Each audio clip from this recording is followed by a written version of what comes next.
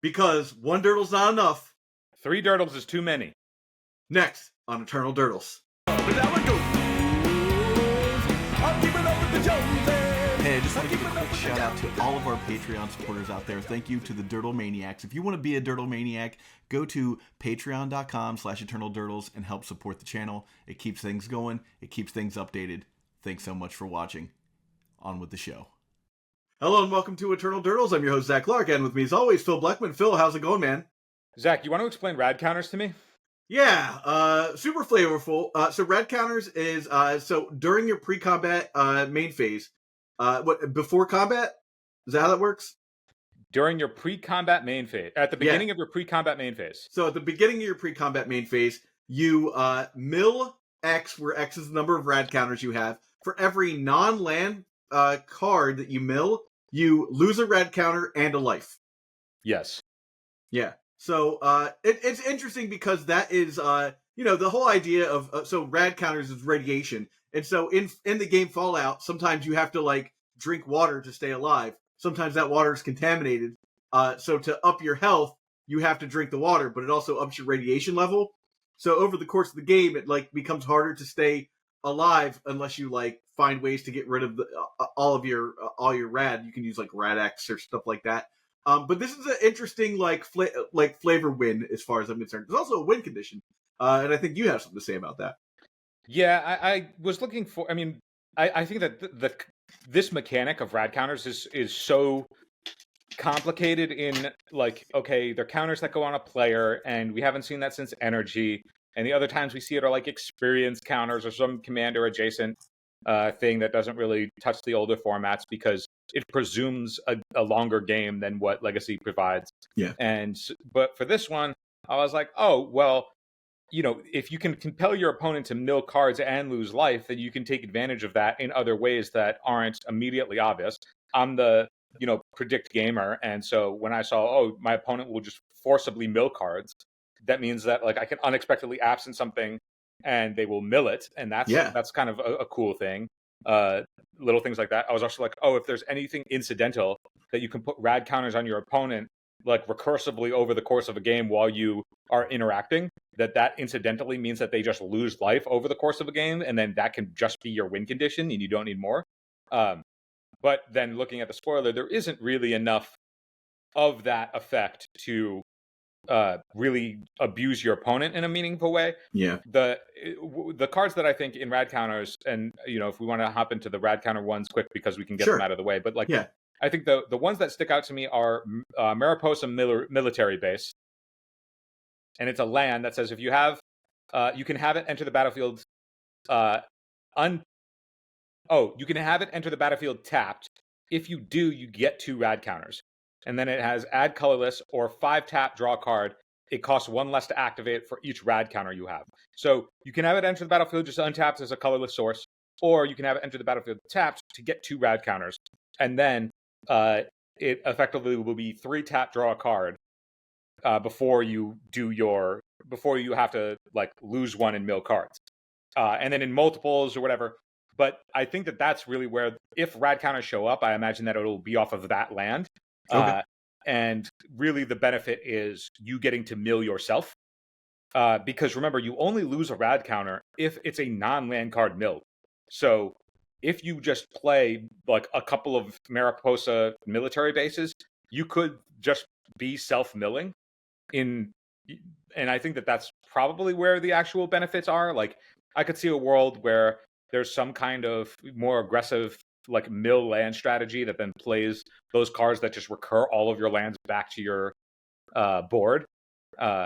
It's probably too slow. Like, there's probably just faster ways to do that. But I think that if Rad Counters show up, which I don't think they will, but if they do, I think it will be putting it on yourself to, find ways to mill yourself for advantage, than it will be to, like, mill your opponent and use that as a passive win condition, because there's just not enough Rad support. It's unfortunate that there's nothing, like, specifically, like, a creature that, like, hits and deals a Rad Counter or something like that to your opponent. There is, but that's playable, underpowered. Yeah. It's the only one that does that. It's Vexing Radgal, and it's a 1/2 flyer that when it deals combat damage to a player, they get 2 Rad Counters, and if they don't if they don't have any rad counters. Otherwise, you proliferate. Oh, okay. And it's just not play. But it's not playable. Like a flying 1/2 for 2 is not a legacy playable card. Yeah, it's a shame because it's an interesting mechanic, but like it just like I just feel like it was just they tweaked it just to be underpowered enough that like it's probably interesting in EDH, but like not interesting enough in or not powerful enough to make it in Legacy.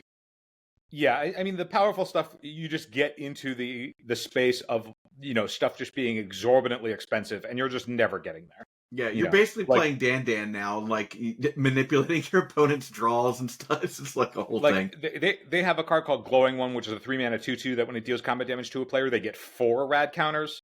And like, okay, if you have stuff that's like giving them a ton of rad counters and they're milling a bunch and then losing a life and then like they can't actually mathematically figure out how to calibrate a race and all this stuff, that's fine. But like your 3 mana 2/2s with Death Touch are not it in Legacy. So it's it's unfortunate because it's a cool new axis to fight on that like really just it puts you in a different headspace, which is I love a strategy like that like takes Magic and makes you have to like figure out like I was saying, like Dan like completely makes you have to decide on now you're playing on a whole new axis, but it's still Magic. I like that as a strategy, but unfortunately, I just don't think we're getting there with Rad. Unfortunately, yeah, which is a real bummer because I love saying Rad. This episode is brought to you by Tales of Adventure. Go to toamagic.com and use the code DURTLES for 5% off your order. You'll be directly supporting the show, and you'll get the entire order in one package. No more waiting for several packages. That's toamagic.com, code DURTLES for 5% off. Yeah. Hopping right over into like the actual stuff. Yeah. What do you think of Liberty Prime Recharged? Man, so spoiler alert, we had this discussion before the podcast started, and I was like marveling at the fact that like an 8/8 with Vigilance, Haste, and Trample for 5 mana like just doesn't cut it nowadays. Like it's just it's not good enough. 3 mana is three different colored pips is obviously part of this issue. Because I feel like if maybe it was just like 5 colorless, right? Maybe you could make it work in 8 cast or something. Well, 5 colorless is also at most a 3-drop because you just have Soul. Yeah. So, I mean, this is at best a 4-drop, right? Like 3 lands and an Ancient Tomb. So for people who don't know, it's 2 red, white, blue. It's a legendary artifact creature robot. It has Vigilance, Trample, Haste. Whenever it attacks or blocks, sacrifice it unless you pay 2 energy, and then it has 2 tap, sack an artifact. You get 2 energy and draw a card. So you can't attack or block with it out of the gate unless you have energy to spare. Yeah, it is not playable. And mana to spare, or mana to spare, I should say. Yeah, it is. If you're playing like the incidental energy stuff, like I mean, I don't know, maybe there's enough energy cards that if you go back, like I remember those the Rainbow Land that gives you energy. And then you can tap energy to make a mana of any color. Like, all right, I mean, that's probably the best energy type thing. But then everything else that's energy based is probably too expensive. And there's nothing really going on in this set. But I mean, not a bad, effect for something that, is artifacts are notably. I wish this was like not a creature until you were attacking with it or something. Like it had a way to dodge that stuff. Because like, look, 5 mana for like 2 tap, sacrifice an artifact, draw a card is not good. But like the fact that it's like also like, okay, like now it's also an 8/8 that like someone can just swords and be like, all right, never mind, is a bummer. Yeah. What's your Phil? What's your background on Fallout? I only know Fallout 3. Do you have any Fallout knowledge? Lore? The extent of my Fallout education is Joe Dyer's thread on the cards, and that's it. Yeah. For me, it's just Fallout 3. So a lot of this stuff, like, I know Dog Meat, I think is from, like, Fallout 4. I don't know all of these characters. I think the Master, definitely Liberty Prime. Do you know what Liberty Prime is? You don't, obviously. Liberty Prime is basically that scene in Ghostbusters 2 where they make the Statue of Liberty walk. Oh, okay. Yeah, so that's, but it's in DC. So there's some, like, thing. It would be... To me, what would have been awesome is, and I forget because it's been a while since it's been like 20 years, 10 years, something like that. since I played it. But it would have been way cooler if it was just like the Lincoln Memorial stands up and like. Yeah, that'd be sweet. But yeah, so I think Liberty Prime, the Master, maybe Mr. House is also or also Fallout 3. But again, it's been so long that I kind of can't remember where they come from. But I say all that to say this: all of the the flavor looks great for this set, but all of the commanders are completely not playable. Yeah, I mean the playability for the set is pretty limited. Yeah, I mean we could talk about the cards that are that are obviously playable, and you'll likely run into them. But for the most part, I feel like compared to something like Warhammer, I mean Warhammer was loaded. Warhammer had a ton of stuff. You know, and if you're thinking about after you see this, you know, you're writing down the cards that you want to pick up. A great place to go and get those cards would be to go to Tales of Adventure and use the code DURTLES to get 5% off, and that helps the show out. It shows them that they're you know they're putting their advertisement dollars in the right place. You know, so don't hesitate to go pick these up at Tales of Adventure. You'll get all your cards in one package instead of waiting for 20 packages to come in from TCG Player or something like that. So if you get a chance and you want to help out the show, you know, you can use Tales of Adventure, and that'd be a rad. That would be rad. Bringing it full circle. Let's talk about our first actual playable card, which is pre-war formal wear. Pre-war formal wear, indeed. So pre-war formal wear is a artifact equipment for 2 and a white. When it enters the battlefield, return target creature card with mana value 3 or less from the graveyard to the battlefield, and attach pre-war formal wear to it. Equipped creature has +2/+2 and vigilance. Equipped is 3. So having just like the a Savine's Wreck attached to this type of effect, and we've seen the value of Cryptic Coat in the Stoneforge Mystic lists. I mean, this just being that slot. So I know that some D&T players have played, I think it's called Evacuation Specialist. It's the 3-drop that brings back a creature that can't attack or block, but that's okay because you're just rebuying your Thalia for its effect or rebuying Mother of Runes for its effect. And now you have effectively that, but as a tutor target for Stoneforge Mystic, so it's just another target that's replacing. It's now another tutor. So before you could only get it with Cruder, but now you can get this with Stoneforge Mystic. But the value of this thing is if you play Stoneforge Mystic now and you get this, your opponent can't remove your Stoneforge Mystic, really. Yeah. Because then you cast this, you rebuy the Stoneforge Mystic, you go again, and it's a 3/4 with Vigilance, and that seems pretty strong. Yeah, but if you don't do it, then at any point they can now instant speed back a reanimation spell, and that's really good. So it sort of puts the bind where at all axes of if you're playing that sort of interactive game, that's meaningful. Now, granted, this isn't going to have any effect against a combo deck, but in a world where you want to rebuy, you're grinding it out. Yeah, you're grinding it out. This feels more like what the blue-white Stoneblade players were using with Cryptic Coat.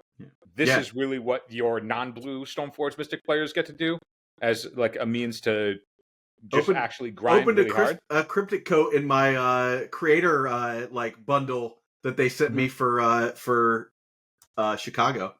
the other noticeable thing about it is that it's also an ETB effect, right? So all of your Flicker Wisping and you can get all of your Flicker Wisp back with this card, right? Because you could get the Flicker Wisp back with this, attach it to the Flicker Wisp, right? Flicker Wisp this again, and then get another Flicker Wisp back, and just keep doing it over and over and over again, or over again until the point where you've got all your Flicker Wisps, right?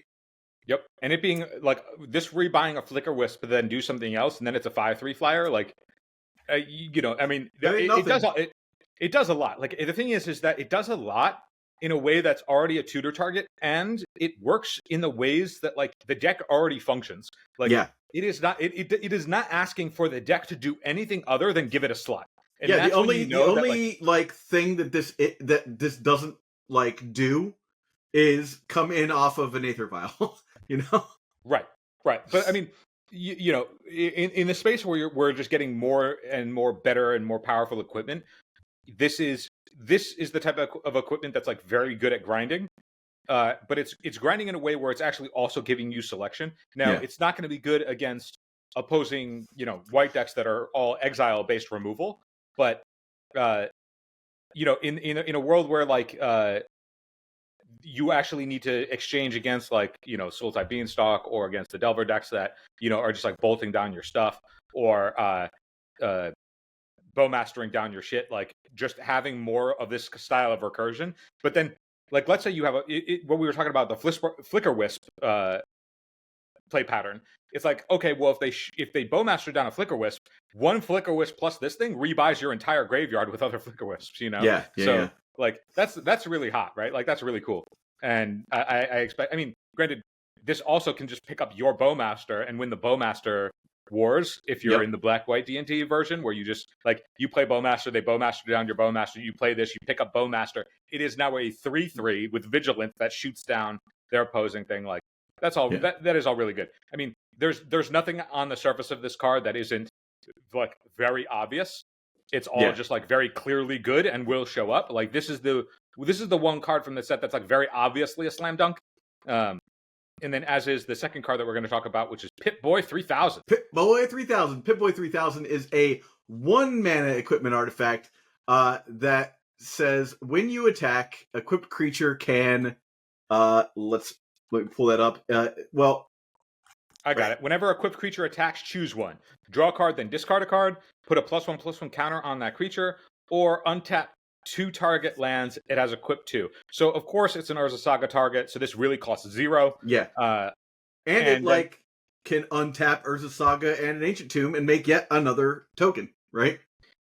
Yeah, this is the fact that, like, at a baseline it loots. It's like, okay, we're in the space of, like, this just being a very good. I actually think that this is in a world with like, I could see, because of this, now Urza Saga becomes more appealing in, like, Cloud Post decks, because you can Urza Saga and you're already an Expedition map deck, and so if you have your own backup plan of constructs, but then if a construct gets in, you just make a bajillion mana, or you get to effectively, like, cast something in your pre-combat, attack, untap, cast something in your post-combat. Like, that may be excessive and you may not need it, but, like, just in general, the fact that this is your casual Urza Saga target, that, looting is good. It doesn't ask for combat damage to a player. It just asks for you that you attack.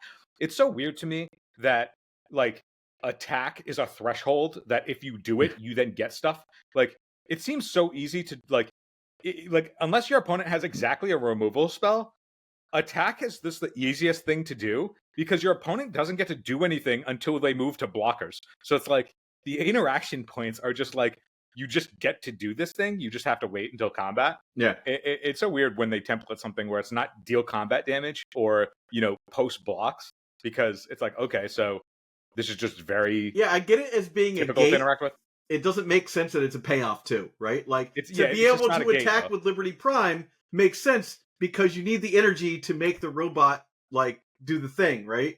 Right. But being a payoff, it's like, then he starts up and the ground smashes, like, you know what I'm saying? Like, it doesn't make exact sense, but I'll take it. I like it when my creatures attack and things happen. Yeah, I will say that I think Pipboy 3000, it's good enough because it has the looting effect and it's just a free tutor target. But I think you're right that the effect that will actually make or break whether or not it's worth the slot over any of the other things is if the untapped 2 target lands is actually, if it's relevant.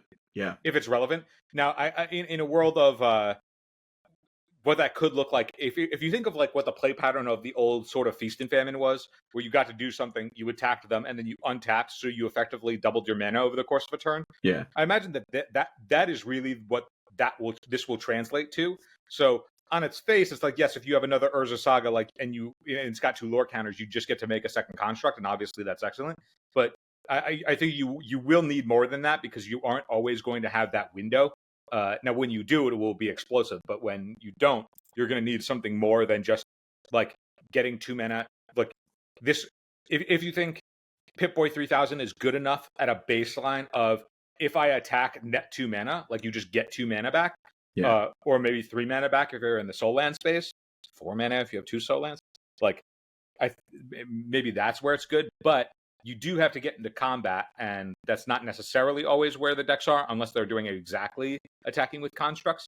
But I think you need more than only that in order for this to warrant the slot. But when it does warrant the slot, it will be very minimal because it's a tutor target. Yeah.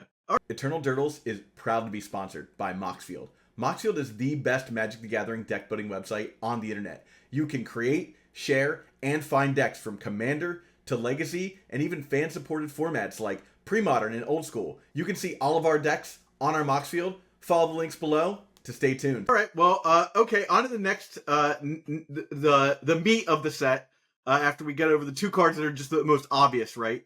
I didn't see any other white cards, Phil. Any other white cards that looked like they could be playable, really. You spoke about Idolize as an enchant creature for 1 and a white.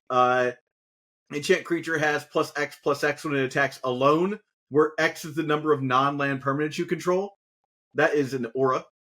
Yeah, it's 1 and a white. It's an aura. It's not going to see any play, but in a deck that is like, okay, I'm going to, like, if you had a brew with Idolized and you were like, what does a deck actually like, of this white nature look like? Cast.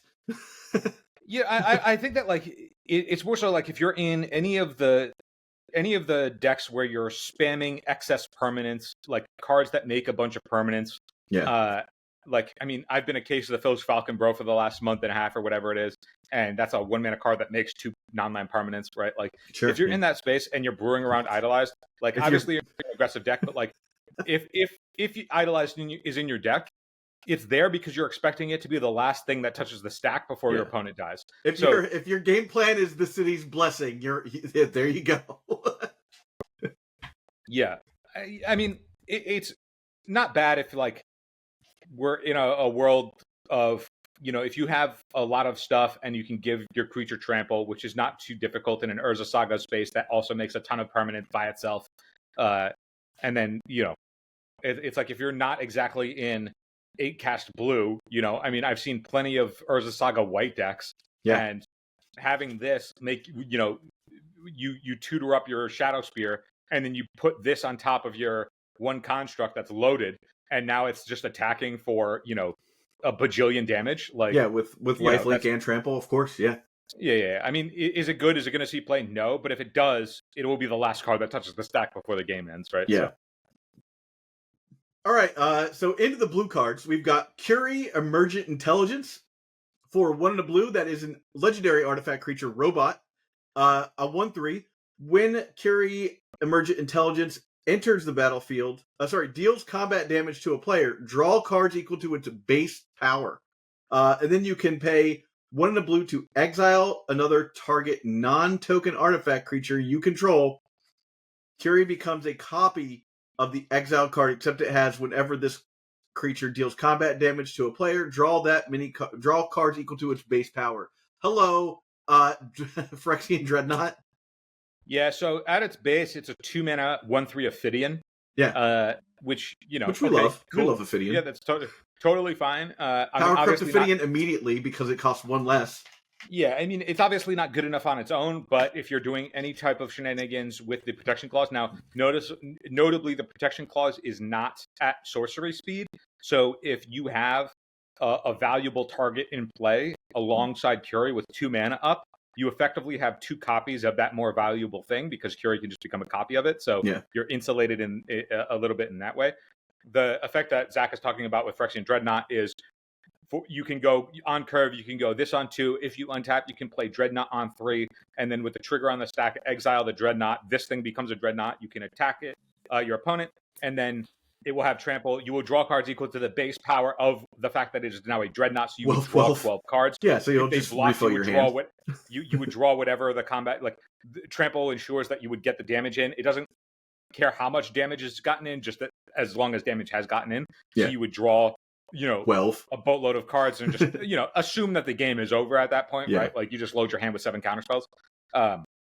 So is that good enough? I mean, I think that there's enough mono blue or blue X Dreadnought shenanigans that have taken place with Dress Down and now Cryptic Coat and Curie, and if you, in the same way that like you can put Curie underneath the Cryptic Coat, attack and then get in, flip it up. And, that's not mana efficient, but you're drawing cards in that way. And now we have like this interesting grind engine that also has this like way to like explode on your opponent really quickly between Cryptic Coat getting set up to put the Dreadnought into play, or Curie dreadnoughting something into play. And all of it is blue, and it's all like relatively powerful cards in their own right. Like if Curie goes unchecked at all, like at least it's an Ophidian at its baseline. If they spend a removal spell on it, fucking great. So I mean, I could see the world of like that deck splashing any other color is reasonable. I would think that the color to splash is just white, because you then get also sideboard cards like Gatekeeper Thrall, or maybe you're playing that in the main as well to like also leverage the Dreadnought package. Or maybe you're using this as like Death Shadows 5 through 8.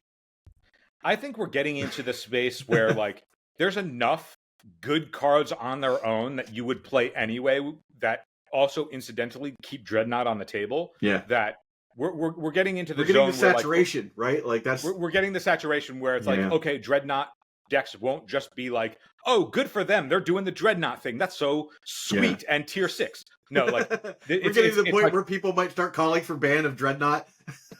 we're getting into the space where it's like, okay, people can realistically, reliably, consistently get Dreadnought down on the table in the first 1 to 3 turns in ways that don't cost them a ton of cards, and that can be quite scary when it's like, okay, we happen to have this insane, cheap threat that doesn't actually require us to play any bad cards anymore. Like once we get into that space where you're looking at a deck list and you're like, okay, the only concession is literally Dreadnought, which is what the deck is otherwise built around, and everything else is good. Like now we're talking about a space where that strategy is just legit and not a cute meme for FNM. You know what I mean? Yeah. Well, let's talk about James Wandering Dad for 2 and a blue. We have a 2/4 split card. What do you call this? Adventure?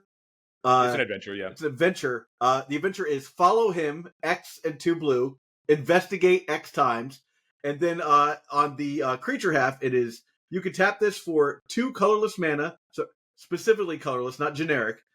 Spend this mana only to activate abilities. Yeah, so it's a soul. You tap it, it's Soul Ring. It's 3 mana, 2/4 Soul Ring that can only activate abilities. And then the adventure side is an instant speed. 3 mana, you get 1 clue. 4 mana, you get 2 clues, etc., etc. Yeah. I've been the clue guy for a little bit. I'm a deduced case of the Filch Falcon gamer now, so I was really hoping that we were going to get a little bit more clue payoff when I saw that clues were in this set.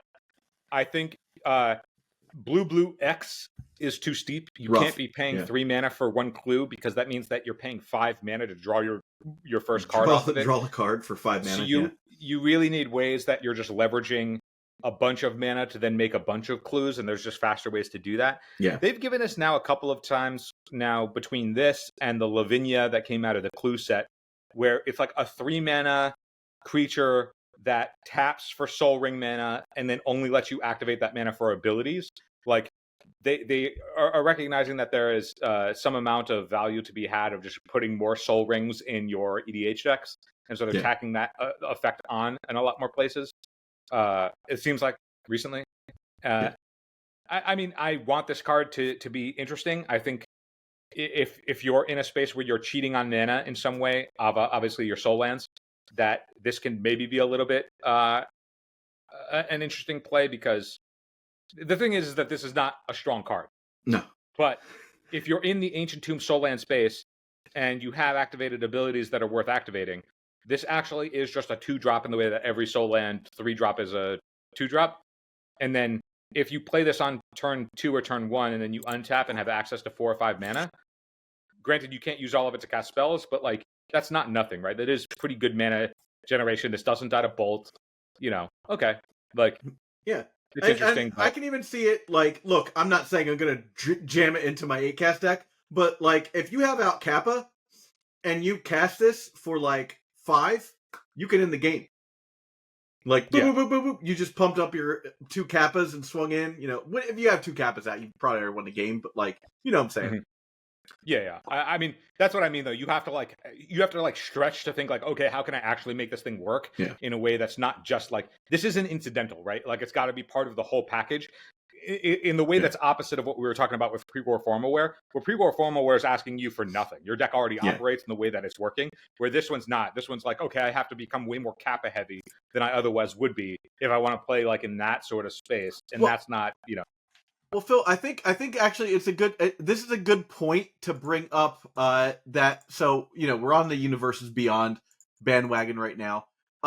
So the what Assassin's Creed card that just got spoiled, the Leonardo da Vinci card, is a perfect example of like that exact same like spot where I'll just talk about Leonardo da Vinci because we're not gonna like have many cards. Like I don't think there are going to be a lot of cards for Assassin's Creed. But so Leonardo da Vinci is 2 and a blue, so it fits right into 8 cast, right?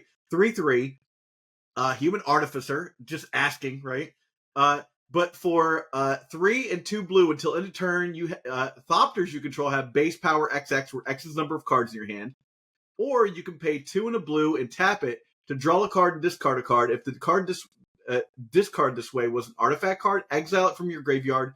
If you do, create a token that's a copy of it, except it's an O2 Thopter, artifact creature with flying in addition to other types. I think this is also like one of those cards. You don't want 4 of these, like you're not going to, like, this isn't going to replace Psy, as it were, or like, it certainly doesn't, like, you kind of have to decide if Emery is where you want to be or Leonardo da Vinci is where you want to be. But yeah, in those same spots, right? Yeah, I mean, Leonardo da Vinci is the kind of card that's like very specifically asking for exactly and only Thopters, which means that if anything, like this goes alongside Psy, because exactly you want to get to the space where like you cast this and then your 1/1s that are otherwise blocking are actually lethal, but that also means that X is the number of cards in your hand. That's perfect in the space of Thoughtcast and Thought Monitor. Thought Monitor itself is a Thopter, if I'm not mistaken, or is it just a construct? It is a Thopter as well, I believe. Yes. Let's double check that. Let's find out. Let's find out right now. Thought Monitor is just a construct. It's not a Thopter. Oh no! We're wrong. Well, I lied. Get wrecked. But either way, like the I should have a lot of cards in my hand is conducive for what Leonardo is asking, but it's the same way. It's like Leonardo is not the like the deck is a side deck, and then Leonardo just happens to be an additional thing that they can close the game. It's not the thing you want to see initially first off. But at the same time, Leonardo da Vinci, with what you're mentioning, if you're playing Leonardo da Vinci or want to, you really need to be the 4-side deck. Like you can't skimp on size because you need to have excess amount of Thopters to actually make this card reasonable. Now there's the other side of this card, which is the show and tell side of it. It's like, or what's the show and tell creature that's like an 0/3 for 3 mana, and then you can tap it and then you put a token into play. Oh no, I remember that card, but I something played it in their sideboards. Yeah, I have forget no idea what it's called, but it was essentially Magus of the show and tell. Yeah. And this Leonardo da Vinci is sort of doing something very similar, except that your creature comes back as an O2, but if there's like a really thick thing that you can put into play that you just want the ETB, looking at you, Atraxa, okay, like you're totally cool to have it ETB as an O2, give you an insane effect, and now we're good, Yeah. All right. Well, the next card that I see here is Piper Wright, Public Reporter. That is 1 to blue for a 1/2 human detective legendary creature. Whenever Piper Wright deals combat damage to a player, investigate that many times. Whenever you sacrifice a clue, put a +1/+1 token on target artifact creature target creature you control. You can't stop the press. You can't stop the press, can you? So it's interesting that they put this and Curie in the same set, because on their face, Curie is just so much better because it's a 1/3 that draws the card equal to its base power, where Piper investigates, which means that in order to draw a card, you have to pay 2 mana. I get it. Like you're doing artifact shenanigans, maybe you're doing other things, and Piper theoretically is a self-contained engine where like every time you sack the clue, it gets bigger, and then you're just doing that and you're snowballing. I again, as the Blues Clues gamer, I had to give this one a nod. I don't know exactly where it could go, but one card that I feel like hasn't been explored yet because we haven't had enough time with it is Proseidetic Memory. We've talked about that card as just like a 2-mana enchantment that draws a card and then pumps your whatever. And if we're looking at what are good creatures to like put +1/+1 counters on, this is not a bad one that doesn't require you to move into a second color just yet. It's funny to me, Phil, because this is a 2-mana, like close to a 2-mana version of Tireless Tracker. And if this would have been 5 years ago, we might be like really excited about this card. Yeah, I think I'm also like, now that there's any time that there's a creature that doesn't die to Bowmaster, I'm like, oh, this has got to be better than I think. It doesn't die to Bowmaster. Doesn't outright die to Bowmaster, yeah. Yeah, just doesn't outright. It's not outright pushed out of the format because the power Bowmaster's creep resistant. of the Squire. Yeah, it's like, oh, does it have more than 1 toughness? Obviously, it can survive a single Bowmaster. That's insane. Yeah, I mean, I want this card to be worth testing, but it is clearly not. It's clearly underpowered, but you can't stop the press, Zach. Yep, can't stop the press. All right, we got our first card that I picked, Rad Storm. Rad Storm says, Storm proliferate for 4 mana. It's an instant. It's an instant. It's 3 and a blue. It's an instant with Storm and proliferate. Zach, you please share your thoughts on where you think this will fit, and then I will tell where I think this fits. So I don't know exactly where it will fit, but, you know, anytime we're proliferating, right? Especially if we're maybe proliferating twice, 3 times, perhaps. You know, I just remember that poison counters are counters, you know? They sure are, Zach. And so I think like, you know, oh, okay, like maybe I'm gonna cast maybe I have 4 mana, which, you know, I have to live in that world first off, right? And I'm like, okay, I'll invigorate, and you're at like 8 or whatever, and I'm like, okay, I'll Rad Storm, you know, like maybe get there with that. Or if my opponent's like, I'll bolt your guide, and I'm like, oh, I'll do this. You know, there's all these things that, like, Storm is a funky thing because it deals with your opponent's spells too. So like if your opponent just like does something stupid and then like you're like, all right, in response I'll Rad Storm and you lost the game. It's interesting on that end. Us both going to poison counters, but you looking at Infect is so interesting because I never would have gotten to Infect. Okay. I never would have been in that space, and I'm so happy that you have shed light on it. I'm interested to hear what your angle with this card is. So as the resident do nothing blue mage that just wants to not do anything until you decide to concede or die. But I don't like win conditions. I hate win conditions, Zach. They're just a waste of space. Sure. I hate them, but it costs me so many games to not have ways to win, and that's unfortunate. But one of the cards that I remember I was very excited about, Zach, when it first came out. It's called Prologue to Phyresis. Yeah, that's the one that gives your opponent a poison counter and like what draws a card? It's 1 and a blue for an instant. It says your opponent gets a poison. Each opponent gets a poison counter, and you draw a card. And I was like, wow. All I want to do with that is I want to have one of those in my deck, and then I want to have incidental proliferation until you die. Yeah. Otherwise, I'm just stopping you from doing what you want to do, and you just see coming from a distance that your death is unavoidable. Now, and this is why this show is called Eternal Durdles, because guys like you exist. There is the benefit that Prologue to Phyresis is an instant, and Rad Storm is an instant. Yeah. And the High Tide deck that plays Reset wants to be able to kill you at instant speed, Zach. Okay. How delightful would it be if while you're establishing your mana base before you can go off, all you have to do is play Prologue to Phyresis that draws you a card, puts the counter on them, and then Storm. Yeah. Then you just Rad Storm. You just do everything that you're like otherwise doing. Turnabout and here's the thing. Here's where my thought is that Rad Storm for the High Tide deck is effectively tendrils. Yeah. But in blue. Yeah. So you don't actually have to like move away from. You don't have to like do any shenanigans like the splash colors that High Tide sometimes does. Or perhaps mill your opponent and hit their Emrakul or something like that. You just don't have to deal with that at all. Yeah. Now you do have to make the concession of playing Prologue to Phyresis in your deck, but you also, because this is an instant, don't have to play more than any of these in your deck. You can play this in your sideboard off of your Cunning Wish, and then while you're going off, you could even just only play your 4 copies of Cunning Wish, and that's it. You don't even have to worry about playing the Prologue to Phyresis, because you can just go off, be going off, and then when you have your infinite mana and infinite cards like High Tide always does, you just Cunning Wish for the Prologue, hit them, Cunning Wish for Rad Storm, hit them, they're dead, right? Like you have just done it all at instant speed, and you don't have to play any of the win conditions in your actual deck. You just have to play Cunning Wish, which functions as your other ways to be your engine anyway. Now, like that might be a little soft to like discard if they discard your Cunning Wishes if you're like only narrowed down to exactly Cunning Wish. But like, let's get Marcus on. We'll get Marcus on the cast. He'll talk about all his high tide shenanigans, and he can tell us why Rad Storm and Prologue to Phyrexis is the future. Yeah.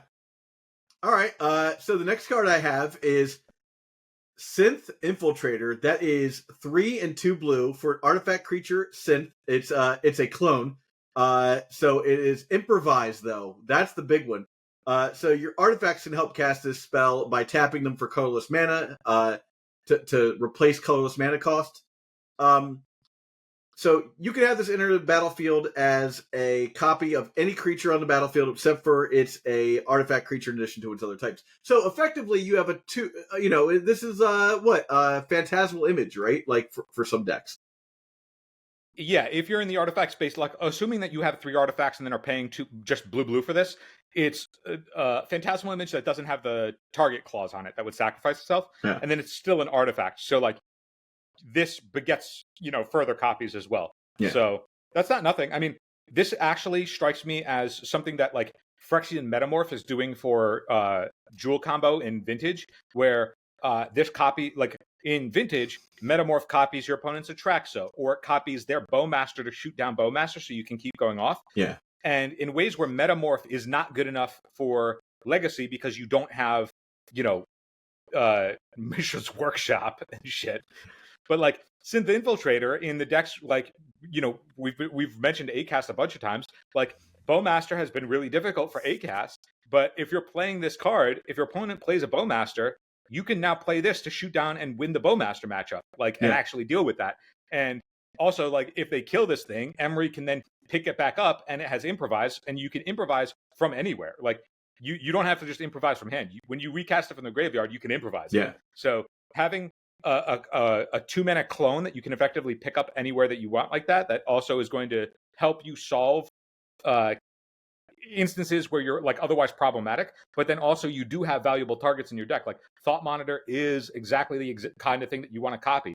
Even if you are casting this for improvise, but improvising and copying another construct, like a 2-mana, 9/9, 10/10, 14/14, whatever your constructs are, when you're adding this to the board, like that's also not nothing, right? Like you're happy to pay 2 mana to get another gigantic Tarmogoyf that your opponent has to deal with when all of that was on the cheap to start out. So not to mention this could just be a copy of one of your opponent's creatures, like Atraxa, right?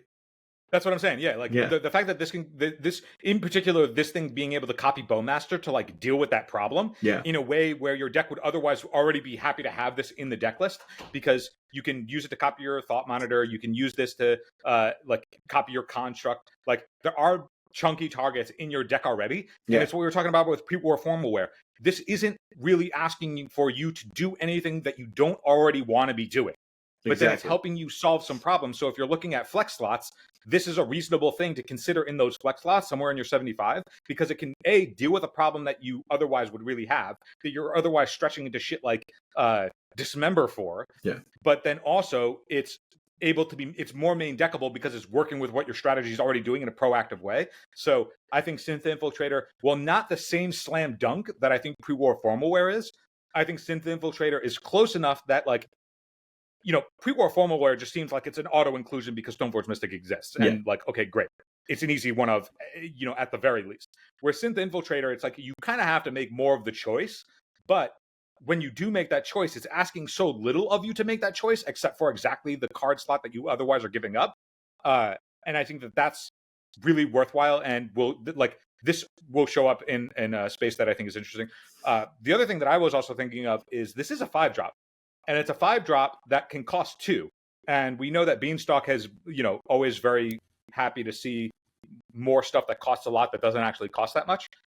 So if you are in the Beanstalk space and doing something that's not just like the obvious Beanstalk stuff that we've seen so far, kind of interesting that this maybe goes into a new type of shell that would likely be interested in something like that. I don't know what that one looks like, but that is also something to consider. Like, these things matter. Yeah, so the next card I picked out is Vexing Radgal. For 1 in a blue, it's a 1/2 with flying. Whenever it deals combat to a player, that player gets 2 rad counters. But if they already have a rad counter, you proliferate. So we already kind of talked about this card. It's just like I said, it's one of those things where it's interesting to fight on sort of a different axis.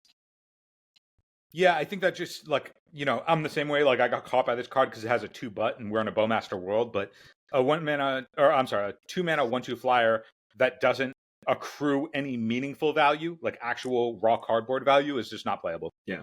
All right. Next card is Nuclear Fallout for 2 black and X. Each creature gets twice X, -X, -X, and each player gets X rad counters. So this was one that I thought was interesting because it's like a Wrath, and you could for a relatively for 3 mana, every creature gets -2, -2. For 4 mana, -4, -4. It's enough to Wrath the board, almost like a Wrath of God.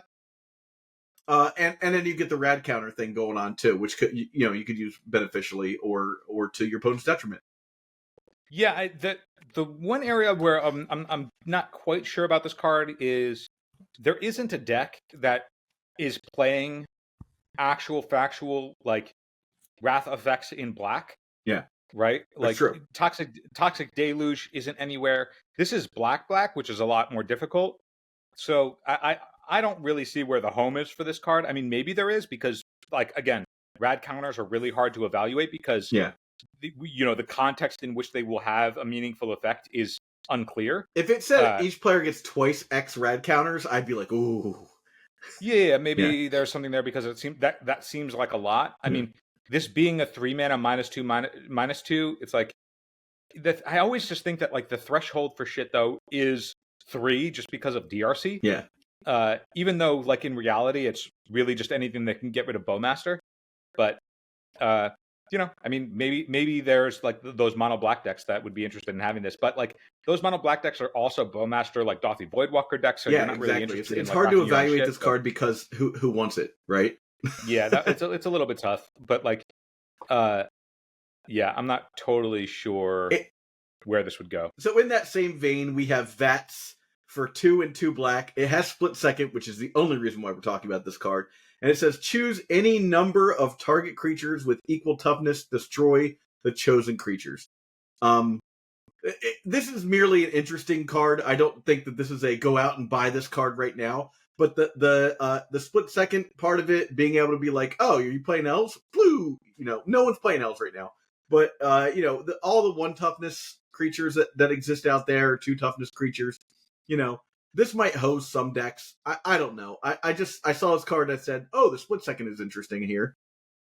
Split second is interesting, but again, the context is we're in a Bowmaster and Murktide format, and none of the cards that are none of the actual factual good dominant creatures in the format right now are equal toughness creatures. It's Bowmaster, and then it's Delver, DRC. Delver flipped has equal toughness. Yeah, DRC never has equal toughness. No, Bowmaster never has equal toughness.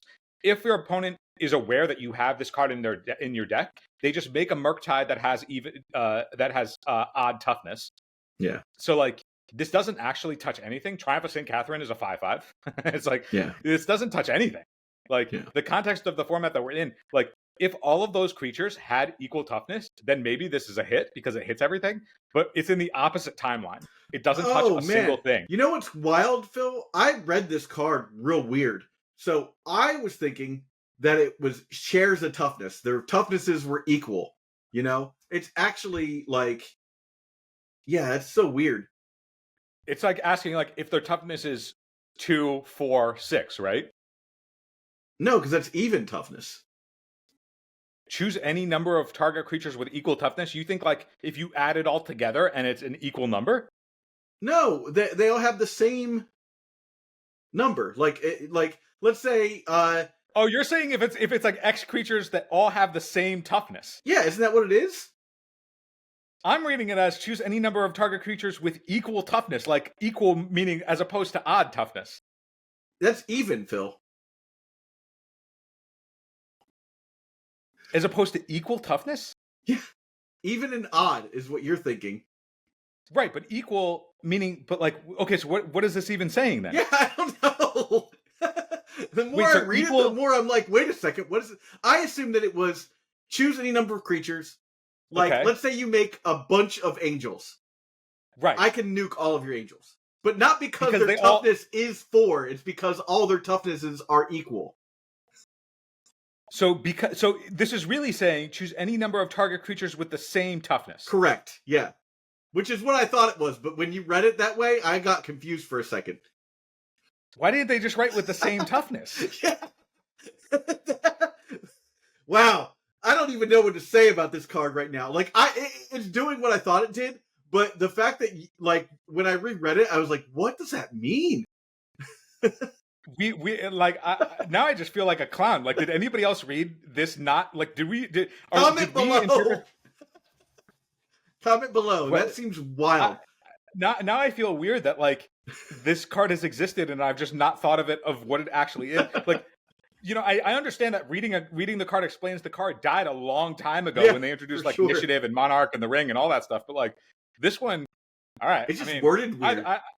I guess it's a little bit better in the way that you're reading it. Yeah. Because I guess in that case it's just a removal spell, but it's 4 mana for a removal spell, which isn't good enough, but all right. Yeah. Okay. All right, well, let's talk about you want to talk about Acquired Mutation real fast? I don't want to talk about it. Acquired Mutation is just like go. We're not gonna. Don't. Just moving on. If you look at the art for Acquired Mutation, you definitely double took because the artist was fully aware of what they were doing. Because if you're just passing by the spoiler and you see this artwork, it's like, okay, come on, man. That's just we know. Come on. Ugh. All right. Vault 21 House Gambit for 1 to red is a saga. The first two chapters are discard a card, then draw a card. And then it's reveal up to 5 non-land cards from your hand. For each of those cards that has the same mana value as another card revealed that way, create a treasure token. Phil, is this why they didn't word it that way? Vats. That has the same mana value. Yeah, see, they should have just said same mana value. Yeah. Right? Same they're using the same here. Why didn't they say equal mana value on this one? Yeah, right. If you reveal cards that have equal mana value, why is this one the same mana value? Well, right? I'm going to write to my close personal friend Mark Rosewater to find out. But like for real though, am I a clown here? Like why like this is in the same set we're seeing. You're 100% correct. Like why didn't they say the cards that have the equal mana value? I'm offended for you, Phil. Anyway, this card I think like I mean. So it's not actually ever netting you any cards, right? Because you have to discard and draw a card on ATB, so you are effectively, you know, this card's on the table, but you have not accrued any value. Theoretically, maybe you're getting some graveyard shenanigans, but I also would think that the way that you would maximize this card, because this is a 2-drop, the baseline, you know, way to brew with this card is like, okay, I want to maximize how many 2-drops I have in my deck, because if I have any number of copies of House Gambit in my hand, when the 3rd chapter goes off, I want those to be able to count. And so you would effectively reveal a handful of a bunch of 2-drops and then make a bunch of treasure tokens. Now, the area where I was like, oh, maybe there's something with this card is... Like Ruby Storm or something? No, there was the 2-mana legend that sacked 5 treasures or whatever, and then you could tutor for a dragon or an artifact out of your deck. Oh, and it like right into play, right? Magda. Do you remember Magda? Yeah, Magda. Yeah. So let me read Magda real quick, because I was like, well, that's, you know, when you're first starting, you know, like you're looking at this card and you're like, okay, well, because this card is a 2-mana spell, that presumes that you want a bunch of other 2-mana spells. Mm-hmm. And then Magda is a 2-mana spell. It's 1 and a red for a legendary creature 2/1. It's a dwarf, and it says other dwarves you control get +1/+, over whatever. That's flavor text. Whenever a dwarf you control becomes tapped, create a treasure token. So when it attacks or when it becomes tapped, you create a treasure. But then it specifically says sacrifice 5 treasures, search your library for an artifact or dragon card, put that card onto the battlefield. So, you know, you just getting to, you know, tinker for a dragon or artifact by sacrificing 5 treasures. So if you play this, and then like on your turn 2, you play this, you loot, and then, you know, whatever else is going on for the rest of the game, like if you just are loaded on a bunch of 2-drops, then when you, chapter 3, this thing goes off, you reveal Magda and a bunch of other 2-drops, make all of the treasures, cast Magda, the second it touches the table, it doesn't matter if they have a removal spell. You just pop off the 5 treasures and tinker or get whatever you want. Yeah. Like, okay, like I get that you otherwise would need points of interaction, but that's all in single red pip, and you're playing treasures, presumably in maybe other ways, so you have other mana fixing. So it's possible, like whatever the splash color is, but okay, like maybe there's a deck there, because if we're looking at that, it's like this is on turn 2, turn 3, turn 4.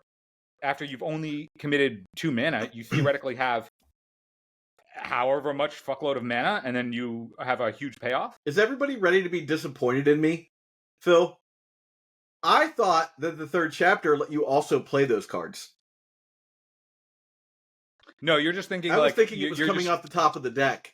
So I was like, oh, okay. Like, you can play those cards, and like, you randomly reveal 5 cards. I didn't realize they were from your hand. Because when I read through these things so fast, I kind of miss that sort of stuff. I just, like, shortcut. I'm like, oh, reveal the top 5 cards from your deck. I thought it was like, you get to see the top 5 cards of your deck, and it creates treasure to be able to cast them. So no, this isn't revealing cards from your deck. Not at all. This is is revealing just, the top 2 cards. Sorry, revealing cards from your hand.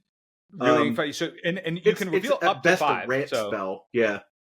But like the numbers work out just exactly with Magda, where it's like reveal 5 cards. Yeah. If you reveal 5 cards and they're Magda plus 4 other 2-drops, then like, you know what else is like a really good 2-drop to have in like a deck that's doing something like this? Days. You know, like there's just like incidentally, like I imagine enough stuff here where you can play, you know, all that goodness, and then also you're playing discard draw cards, so there's some amount of like, okay, we want artifacts and we're looting, and so like something in the space of like, okay, Goblin Engineer, okay, whatchamacallit, Painter Servant's a 2-drop, like maybe there's a Painter Shell that you know, has the backdoor Magda action going on. Like there's enough going on here where like when you reveal 5 cards and then just make treasures, I mean, effectively your hand is free. Yeah. You know, like 5 treasures, like you ramp on when this saga goes off, you will have whatever lands you have in play, plus you then make 5 treasures, so your mana is fixed, and you just ramped to like 7 to 10 mana. Yeah, like your entire hand's unloading right there. Like you are going off, right? Yeah. All right. Next card, Veronica Dissident Scribe, is a 3/3 human artificer rogue for 2 and a red with menace. Whenever this attacks, you may discard a card. If you do, draw a card. Whenever you discard 1 or more non-land cards for the first time each turn, create a junk token. Junk allows you to sacrifice it to look at the top card of your library, and then you can play that card. Activate this only as a sorcery. So just also want to point out that this is another one of those like artifact tokens that have their implicit game design like rule set with them. Yeah. But it is tap sacrifice. It's not like clues that you don't need to tap sacrifice, where you just need to pay 2 and sack it. Yeah. So you can't use them to improvise and then like get the value out of them later. Right, you can't like improvise the junk tokens and then also sack them in the same turn because they will be tapped. Whereas like you can improvise clue tokens and then pay the mana to sack them and still draw the card. Yeah. So junk tokens, it's just, you know, the 1 turn. The Chandra draw, as they call it, right? The Chandra draw, yeah. Activate only as a sorcery. Okay. Yeah, I saw this and I was just like, this is another card that, like, you know, Ancient Tomb red decks might look at and be like, huh, okay. Yeah, I think that like that space is just so crowded. Yeah. Oh, yeah, 100%. Like, this is just like, you know, does this pass muster? I don't know. I don't think so. Yeah, I don't play those decks, so I couldn't tell you if this is like where you want to be. But it is another like, I have this as an option. You know, maybe you get to a point where you are playing, you know, whatever, like one of the squeeze that makes a bunch of tokens and some other legendaries, and you're like, well, I can just use Cavern of Souls and say legends, you know, or something like that, you know, or artificers or something, you know, like, so you can still cast your goblin, you know, your goblin welders. Wild Wasteland, again, 2 and a red. This is an enchantment that says skip your draw step. At the beginning of your upkeep, exile the top 2 cards of your library. You may play those cards this turn. Yeah, so you just you trade your draw step for just 2 cards every turn. Yeah, so this is like, I mean, for the decks that I think that play, the red decks, they're not interacting with you. They're just like slamming more permanents, right? Yeah. This is like the kind of card that would go in your Ancient Tomb, Chalice, Trinisphere, Stompy, whatever lock prison deck. I mean, I have like just an inherent aversion to these kinds of cards, of course, because you want to interact with your opponent. Well, no, I also want to be able to make decisions throughout a game. Yeah. Where it's like when you're playing that kind of deck, if the game is effectively locked and then you just skip your draw step and then you're playing over 2 cards every turn, and you can play them this turn, otherwise they're just exiled forever. It means that like you don't actually make choices. You just see what's available to you and then you just cast it. So you just autopilot like effectively the rest of the game, because otherwise you just lose the cards. It's like you might as well cast them, otherwise you don't get to have them. So the decisions are made for you, and I dislike that. Well, Phil, here's another thing to think about. How do you feel about this in the Painter Mirror? In the Painter Mirror? Yeah. I don't know the Painter Mirror well enough to know if Divination every turn is... Who cares about Divination every turn? They can't Painter you. Why can't they Painter you?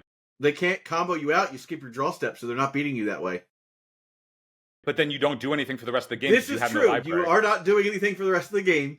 But assuming you get to that point, you might be in a situation to win. I don't know. I just that just came off the top of my head. I was like, like you could put yourself in a situation where it doesn't matter if you get milled out or not. Dude, it's so funny. It's a 3-mana enchantment, and you're looking like you're looking at skip your draw setup as like the valuable part of it. You're like, I mean, it does buy you a couple of turns if you need a couple of turns to win the game. There you go. But you have no access to anything anymore. Well, I guess if everything's in your graveyard and you have goblins, I guess so. Yeah, exactly. All right, I'll eat my words when I'm playing at Eternal Weekend this year, and I for some reason sleeve up Painter, and then my opponent Wild Wastelands me. I mill them, and then they skip the draw step, but I gave their goblins. So somehow we're in that that timeline. All right, into green now. We've got Lumbering Megasloth for 12 mana. This is 10 and 2 green for a Sloth Mutant, 8/8. This spell costs 1 less for each counter among players and permanents. Trample comes into play tapped. So this is I get that like you would never look at this card and be like, oh, is this just green Vampire Hexmage? But kind of. Yeah. This is the only card that really pays this one off really well is Dark Depths. Dark Depths. Because Dark Depths into Yavimaya into this, right? Dark Depths into Yavimaya into this, and then your third turn you can find your stage, and then same way with your Yavimaya. Like this is just a big 8/8 for 2 in your Yavimaya with Dark trample. Deck. With trample, Yeah, that's like this is just another thick creature that like is turned on by the fact that you have Dark Depths and Yavimaya in your deck, which you're already playing some number of anyway. And I think that if you were like instead of being in black for Hexmage Urborg, you're just in Yavimaya Lumbering Megasloth, which is already interesting anyway, because if you're playing more Yavimayas, that also then turns on the new Archdruid's Charm, which, is an instant speed tutor, and then also like it's a fight spell, so if you're playing this and then have access to that, now we're playing a little bit more of a fair game. Yeah. You can exit. You have the utility of that card, and it's all enabled by Yavimaya.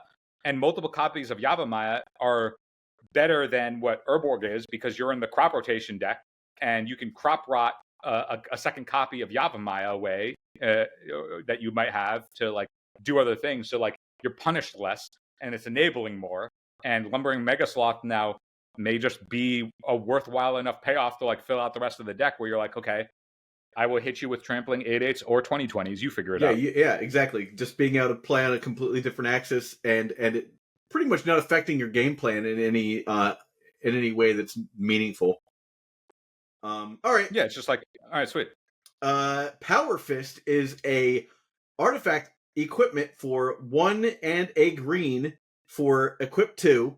Equipped creature has trample, and whenever this creature deals combat damage to a player, put that many +1/+1 counters on it. You want to know the problem with this card? Is that it doesn't do anything until after you've like done the thing. I'm mad that this doesn't. It looks like Bear Fight, right? It's he's fighting a Deathclaw, but like it looks like it's like almost mirroring the imagery of Bear Fight. I'm just looking at this as like in a magical Christmas land, I attack you with one of my creatures and I invigorate it with this on it, and then it just gets like it now is a 6/6. Yeah, but that means that you've already done a bunch of stuff, and then you've invested 4 mana. I in both realize power that, users. but I just wanted to bring it up as like I could do this. Yeah, unfortunately, that you will never live in that world. No. But I can understand why you would imagine it. I like to look at these things sometimes and just go, man, it'd be so cool if.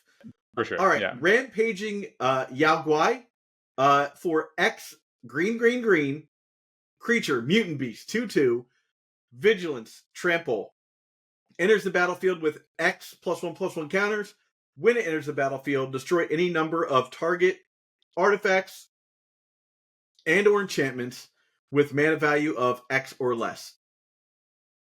So, I mean, this has already been a little bit of the talk of the town because it's a Green Sun Zenith target that is effectively Meltdown for 0. Yeah. So you can get rid of all of your opponent's construct tokens, any of the other, their Chrome Moxen, whatever's in that. Yeah. Whatever you're playing Meltdown for 0, this is now a Green Sun Zenith for it. But the upside is that, in a longer game, if this just becomes like for 5 mana, it's a 4/4 that like exiles your opponent. It doesn't exile, it destroys. Yeah. It destroys their beans. Yeah. This is a card that will just show up in Green Sun Zenith decks, right? Like now you have access to both a Meltdown and a Null Rod between this and Oof off of your Green Sun Zenith. Yeah. So I mean, triple green is a lot, but it's not in your deck to be triple green. It's in your deck to be a 3-drop target for Green Sun Zenith to like blow out an Urza Saga. So like this is not going to, change the format in any way, but it's just another really valuable tool for Green Sun in the proper metagames. And when you see it, it's a playable in that space, and that's it. Yeah. All right. So the next card that I saw, and shout out to Chris Benucci from 90s and TG, because I saw him mention this card, and I looked at it and I was like, oh, that's interesting. I would not have chosen this card otherwise. Tato Farmer is 2 and a green for a 1/4 mutant zombie peasant with landfall. Whenever a land enters the battlefield under your control, you may get 2 rad counters. So it's a choice. And then put target land card in a graveyard that was milled into this turn under your control tapped. Put target land card in a graveyard that was milled this turn onto the battlefield under your control tapped. Yeah. Yeah, so basically, like, you can use this to, like, make your lands deck, like, get more resources. And then, like, you're getting landfall, you're it kind of, like, if you're a lands deck, the rad counters aren't actually hurting you, you know what I'm saying? Like, maybe you're taking, like, 2 to 3 damage over the course of using this card, but you're also, like, getting access to all the lands that went to your yard. So, it might, this is interesting.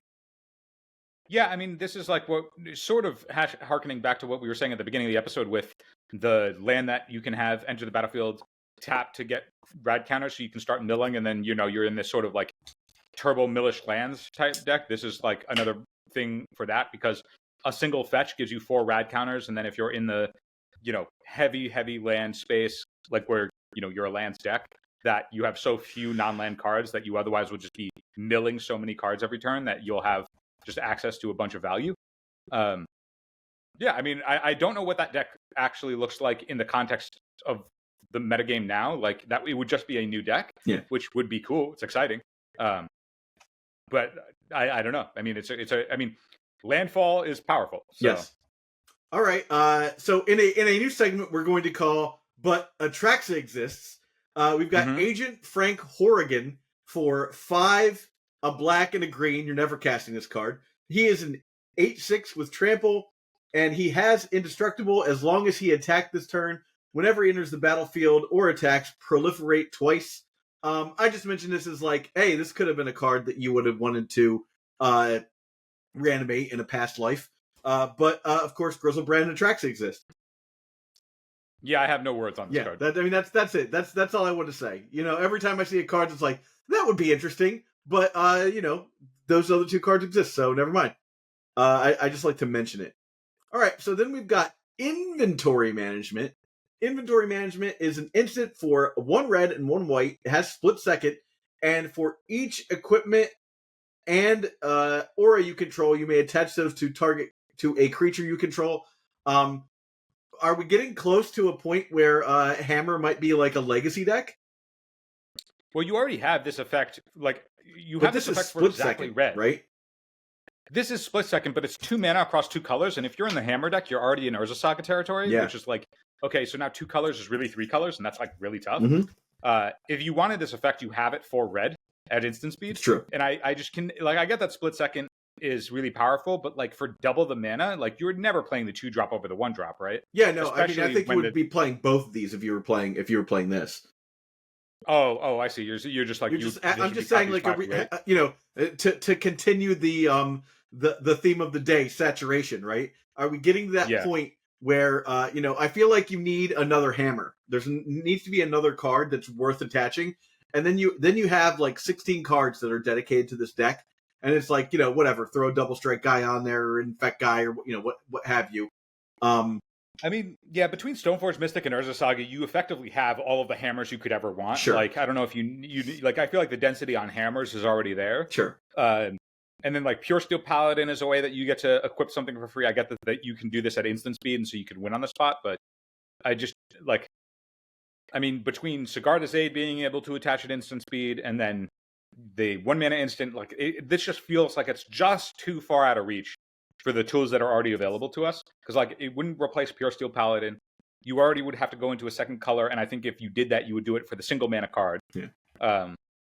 Rather than the 2 mana card, even though this one has split second, because you're already trying to get under counter spells anyway. So it feels like it's reaching, but I mean, I also know that maybe some point in the future I'll lose to it. Yeah. Okay. So quick lore break, because we're going to talk about a card that is my favorite card of the set, but it will not make it into legacy decks, I don't think. I'm just super happy that it existed. So in 2008, I think Fallout 3 came out. And I was enthralled with one of the characters in the game who was just like the coolest character in all of video games as far as I was concerned at the time. And that is 3-Dog Galaxy News DJ. He is a 1/5 for 1 red and a white. And whenever you attack, you may pay 2 and sacrifice an aura attached to 3-Dog Galaxy News Radio DJ. When you sacrifice an aura this way, for each other attacking creature you control, they get a copy of that aura. Cool, but like no one's playing auras.deck. But this was, to me, like this is the only thing in this entire game, the game set, that has the nod to the fact that like music is like a major part of the Fallout series. Like that to me is the most Fallout thing about Fallout, is like the fact that you like sometimes you like tune into your character has like a radio station thing, and you tune into like Galaxy News Radio with 3-Dog. Ow! You know, like that was cool to me. And I was super disappointed that nothing else like gave any of those nods. Now I get it, like, you know, the rights to the Ella Fitzgerald music or whatever is probably like a whole thing. IPs are, you know, all over the place. Who knows? But to me, the biggest thing about what made Fallout unique was wandering through like this barren wasteland to like old big band music. So I just want to give 3-Dog a shout out, because 3-Dog. So if you watch their hook, you know, the 3-Dog's thing is like he would sign off every time and be like, "'Cause 2 dogs is not enough and 4's too many. 3-Dog, ow ow." And then the tagline is, "You're listening to Galaxy News Radio, bringing you the truth, no matter how bad it hurts." That's all. That's all. And with that, yeah. So then I picked up. We're into artifacts now. Expert level safe looks like a cool card that I'm not sure would be playable, but it's very interesting. And I love a mini game. So for 2 mana, you get an artifact, and when it enters the battlefield, exile the top 2 cards of your library face down, and then you can tap 1 and tap it, and you and opponent each secretly choose 1, 2, or 3, and then those choices are revealed. if they match, like if you choose a 2 and I choose a 2, if they match, you sacrifice the safe and put all the exiled cards into their owner's hands. If not, you just exile a card. So like you could use this to like slowly build up cards, but if you hit on the first time, it just draws 2 cards for 3 mana, which isn't amazing, but it is an artifact. So, I don't know. What do you think, Phil? There's just so many hoops to jump through for something that otherwise, it's definitely a cool card, but it will never see legacy play. That's fair. All right, then I had Pipboy, which we talked about already. Let's see up here. All right, we got Silver Shroud Costume. Silver Shroud Costume is again 2 mana. You'll notice a trend here. 2 mana is the cost for things to come into play off of an Ancient Tomb. Artifact equipment Flash. When it enters the battlefield, attached to target creature you control, this creature gains Shroud until the turn. Equipped creature can't be blocked. Equipped for 3 mana. So obviously, Phil, what I'm thinking here is several things, right? So obviously, you can play this off an Ancient Tomb to protect one of your creatures at flash speed. Also, you could just like play this with an Infect to like make your creature unblockable or give it Shroud. You would know better than I would. This is an equipment, which means that you have to play creatures, which is not something that I know how to do. Yes, this is true. I don't know that this is where I want to be necessarily for that, but it looked interesting enough that I was like, oh, okay. Also, this card it works really good in your Hats Matter Unfinity deck. Heck yeah. That's definitely a hat on that guy's head. Yep, that is a hat. All right. Then we have Survivor's Medkit. It is a 1 mana artifact. And it says tap for 1 and tap. Choose one that hasn't been chosen. Draw a card. Create a food token. Or target player loses all rad counters. Sacrifice Medkit. So this is actually an interesting thing that you brought up, because this card is extremely unassuming, but it does some pretty cool stuff for not a lot. Yeah. So obviously 1 mana, it's an Urza Saga target. I don't know if it ever would actually be something that you would play over any of the other targets that like draw a card. Like Candy Trail does this, but better, right? Because it ECBs, it scries 2, and then it's food. You pay 2 tap, and then you sack.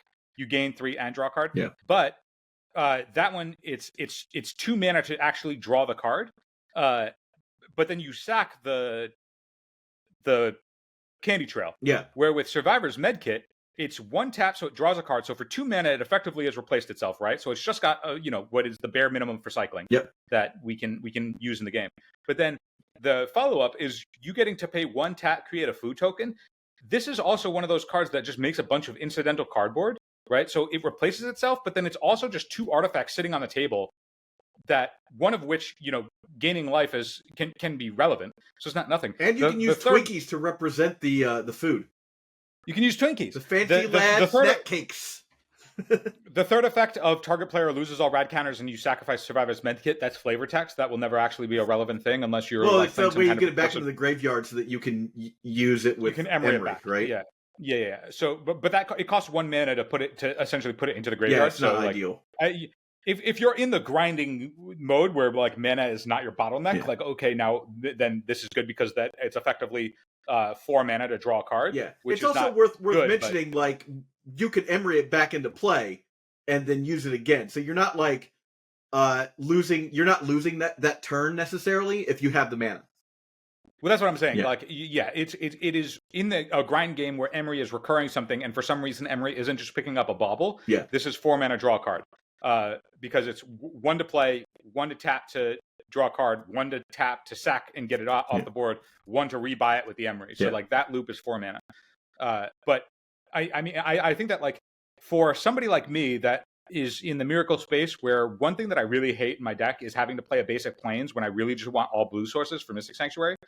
But I also want some amount of life gain. I like instant speed card draw. I'm now in the case of the Filch Falcon space, so Metalcraft incidentally is valuable to me. This is a card that like I will look at and be trying to evaluate in testing if it's worth playing as the life gain slot effectively, because it's 1 mana on the board, but then it's an instant speed card draw. So it replaces itself, but then it also represents food, which will give me Metal Craft Filch Falcon, but then also give me access to life gain in a way that like I deeply appreciate in my control decks.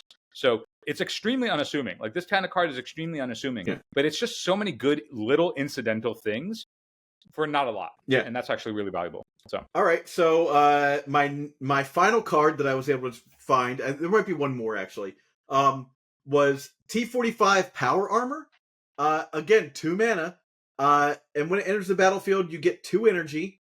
Equipped creature gets +3/+3 and doesn't untap during its controller's untap. At the beginning of your upkeep, you may pay 1 energy. If you do, equipped creature, untap equipped creature, and then it gets a choice of Menace, Trample, or a lifelink counter. And it's 3 to equip. So where do you want to put this card? So I just look at this and I'm like, giving one of your creatures, like even if it's just like, okay, turn 1, play, what's it called? Play sorry, I'm forgetting the name. Patchwork Automaton. Yeah, Patchwork Automaton. Turn 2, you play you play this, right? Turn 3, you attach this, and then you get to give your Patchwork Automaton lifelink. Like that's a great race.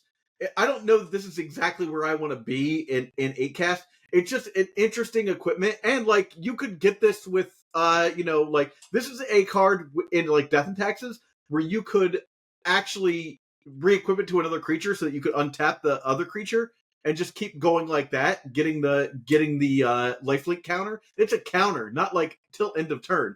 So like Trample, Menace, or lifelink counter, you could just be using it to give other creatures lifelink, which is it is in a race situation in a fair Magic game is good. Yeah, I mean and this isn't stuck in your hand for Stoneforge Mystic also.